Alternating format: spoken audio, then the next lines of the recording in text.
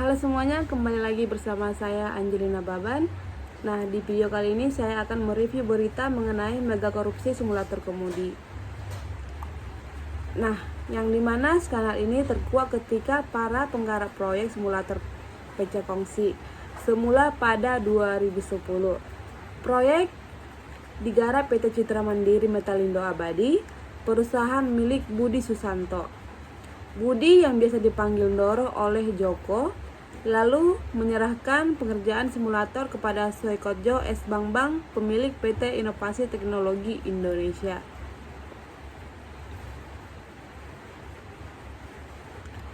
Kisah ini bermula takla Soekotjo bersua dengan kawan lamanya Andri Tejapurnama, pemilik PT Mega Citra Nusantara pada 2009. Andri mengenalkan seseorang yaitu Budi Susanto. Keduanya mengaku sedang mengerjakan proyek simulator kemudi di Korps Lalu Lintas. Andri mengajak Soekarto terlibat membuat desain simulator, tapi tak lama kemudian perkongsian Andri dan Budi retak. Budi meminta Soekarto menyelesaikan proyek. Soekarto terlibat lebih jauh ketika Badan Pemeriksaan Keuangan mengaudit sejumlah proyek di Korps Lalu Lintas pada Maret 2010. Budi meminta Soekarto menyiapkan laporan penggandaan agar tidak menjadi temuan BPK. Imbalnya, Budi menjanjikan proyek baru untuk Soekarto. Selanjutnya, seperti menemukan durian runtuh, pada 2011 Soekarto mendapat jatah proyek simulator senilai 198,6 miliar rupiah. Itu tentu tidak saja tak gratis, ada syarat yang tertulis, yaitu Soekarto wajib menyetor pulus ke petinggi kepolisian di tengah jalan. Perkongsian Budi Soekarto pun berantakan. Teror menghampiri Soekarto pada Juli 2011, yaitu dibantu polisi. Budi menyita rumah Soekarto di Bandung beserta pabrik dan 11 mobilnya. Merasa terancam, Sylvia, istri Soekarto, memilih tertiras.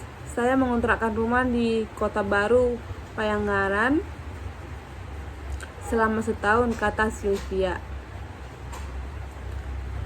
5 tahun kemudian, Soekarto dijebloskan ke penjara atas laporan penipuan dan penggelapan dari Budi. Geram bukan kepalang, Soekarto meminta sekretarisnya Rurin menyebarkan dokumen antara lain ke kantor Komisi Pemberantasan Korupsi, Komisi Kepolisian Nasional, dan aktivitas anti korupsi.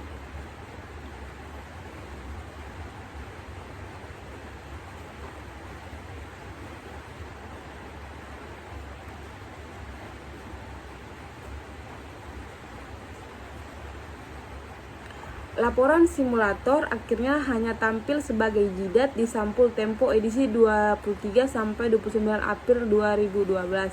Meski gagal menjadi laporan utama, tulisan berjudul Simsalabim Simulator SIM itu membuat geger kompleks Trunojoyo, Mekas Besar Polri.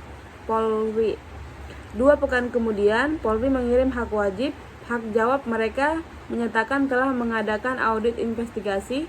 Hasilnya tak ada bukti korupsi dalam penggandaan simulator.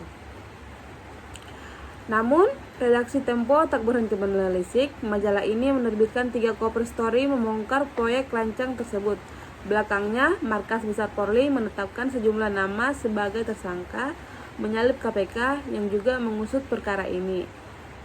Hubungan nyalip KPK juga mengusut perkara ini. Hubungan KPK Polri pun kembali panas. Ujungnya, Pengadilan Tindak Pidana Korupsi Jakarta menghukum Joko Susilo selama 10 tahun penjara. Mahkamah Agung memperberat hukuman jadi 18 tahun penjara. Nah, lalu bagaimana nasib Soekarto? Nah, setelah bebas bersyarat pada awal 2014, sang pembocor mencoba menata kembali usahanya yang berantakan.